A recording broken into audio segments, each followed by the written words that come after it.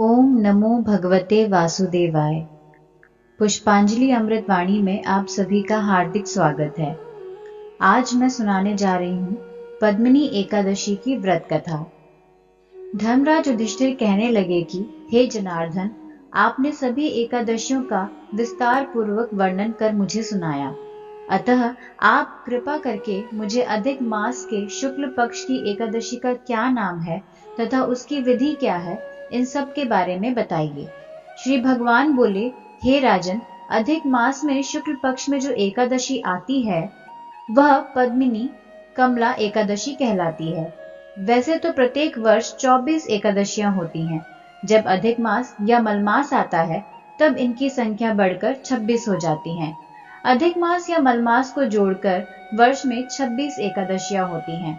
अधिक मास में 2 एकादशियां होती हैं, जो पद्मिनी एकादशी शुक्ल पक्ष वाली और परमा एकादशी कृष्ण पक्ष वाली के नाम से जानी जाती हैं।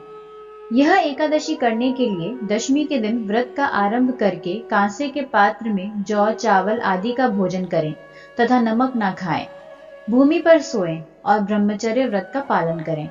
एकादशी के दिन ब्रह्म मुहूर्त में शौच आदि से निवृत्त होकर दंत धावन करें और जल के 12 कुल्ले करके शुद्ध हो जाएं। सूर्य उदय होने के पूर्व उत्तम तीर्थ में स्नान करने जाएं। इसमें गोबर, मिट्टी, तिल तथा कुशा व आंवले के चूर्ण से विधि पूर्वक स्नान करें। श्वेत वस्त्र धारण करके भगवान विष्णु के मंदिर जाकर पूजा अर्चना करें। भगवान कृष्ण बोले, पुरुषोत्तम मास में अनेक पुण्यों को देने वाली एकादशी का नाम ही पद्मिनी है।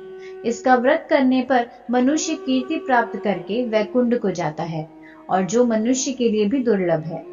हे राजन, ध्यान पूर्वक इस कथा को सुनो। हे मुनिवर, पूर्व काल में त्रेता युग में हे नामक राजा के वंश में कृतवीर नाम का राजा महिष्मतीपुरी में राज्य करता था।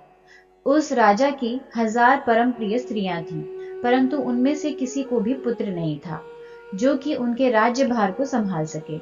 देवता, पितृ, सिद्ध तथा अनेक चिकित्सकों आदि से राजा ने पुत्र प्राप्ति के लिए काफी प्रयत्न किए, लेकिन सब असफल रहे।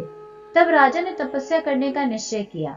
महाराज के साथ उनकी परम प्रिय रानी, जो इक्ष्वाकु वंश में उत्पन्न हुए राजा हरिश्चंद्र की पद्मिनी नाम वाली कन्या थी, राजा के साथ वन में जाने को तैयार हो गईं। दोनों अपने मंत्री को राज्यभार सौंपकर राजसी वेश त्याग कर गंधमादन पर्वत पर तपस्या करने चले गए। राजा ने उस पर्वत पर 10,000 वर्ष तक तप किया, परंतु फिर भी पुत्र प्राप्ति नहीं हुई। तब पतिव्रता रानी कमल नयनी पद्मिनी से अनुसुईया ने कहा, 12 मास से अधिक महत्वपूर्ण मलमास होता है, जो 32 मास पश्चात आता है। उसमें द्वादशी युक्त पद्मिनी शुक्ल पक्ष की एकादशी का जागरण समेत व्रत करने से तुम्हारी सारी मनोकामना पूर्ण होगी। इस व्रत के करने से भगवान तुम पर प्रसन्न होकर तुम्हें शीघ्र ही पुत्र देंगे। रानी पद्मिनी ने पुत्र प्राप्ति की इच्छा से एकादशी का व्रत किया। वह एकादशी को निराहार रहकर रात्रि जागरण करती।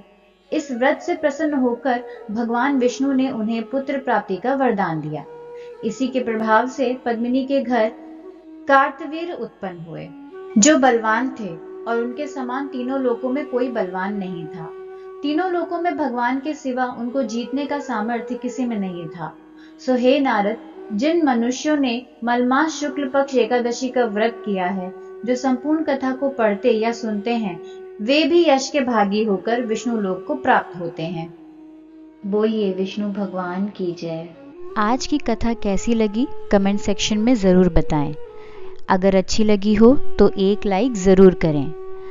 अभी तक हमारे चैनल को सब्सक्राइब नहीं किया है तो लाल कलर के बटन को दबाकर सब्सक्राइब करें।